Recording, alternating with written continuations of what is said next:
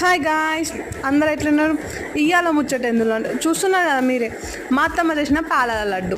మేమైతే పాలాలు అంటాం, కొన్ని సైడ్స్ వాళ్ళు ఏమంటారు అంటే మురుమురాలు అంటారు, బోల్ పాలాలు అంటారు. సో మేమైతే పాలాలు అంటాం, ఇక్కడ అత్తమ్మ వాళ్ళేమో మురుమురాలు అంటారు. ఇక సో నాకు పాలాలు అనేవి వచ్చి కాబట్టి నేను చెప్తున్నా. హాఫ్ కేజీ బెల్లం తీసుకున్నారు, హాఫ్ కేజీ పాలాలు తీసుకున్నారు అనమాట.